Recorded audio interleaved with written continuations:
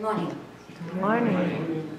We have a couple of subjects for this month, and one of them is humor, and one of them is expectations. And as for the humor, Bob and the blonde went to a bar to have a drink. And they're sitting there having a drink, and they're watching TV, and there's this man on top of a building, and he's threatening to jump.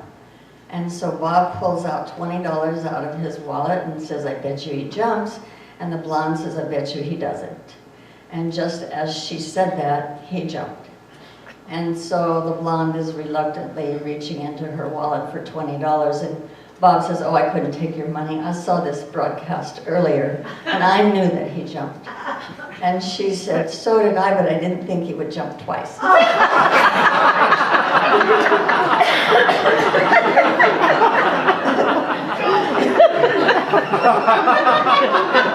That's a good one.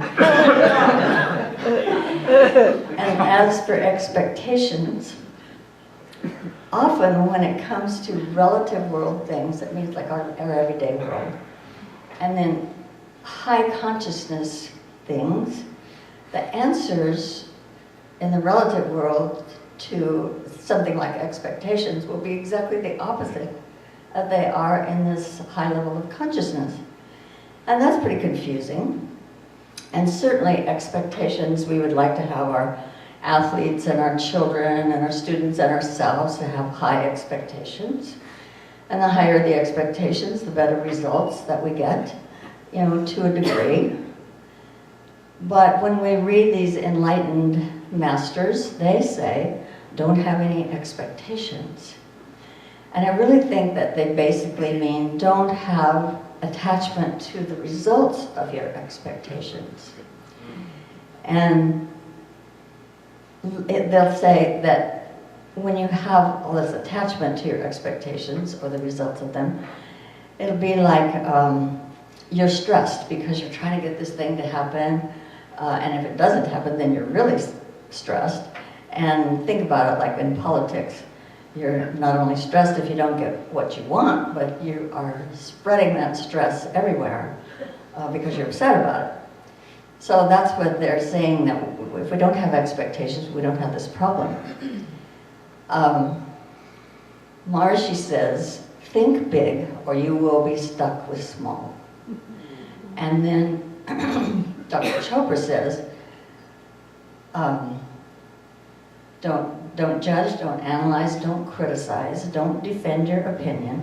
Just have your desire and let it come to you.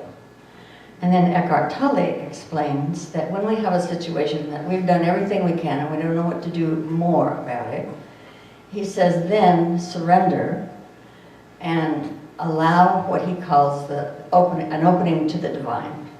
That when you put your attention totally on the situation just as it is, which is what he means by surrender, putting your attention totally on the negative emotion that you're feeling, that there is an opening to the divine, and we do teach this in our classes, and we call it the identification process.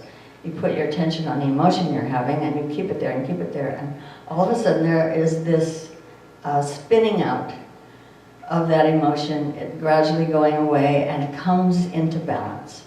So that's what he's talking about with that. And all of that are techniques that we can use, but sometimes, we just can't let go of our expectations. So I do have another technique. It's certainly not an enlightened one. It's one that my daughter gave me as a gift for Easter. And say, for instance, that you are on the phone trying to talk to somebody besides a machine to your cable company. And so you're waiting and you're waiting. And every time that machine says, "We're sorry for your inconvenience and we will be with you shortly," but you have been there for half an hour, well, you use this tool that my daughter gave me. And this is a damn it doll. And you go, damn it.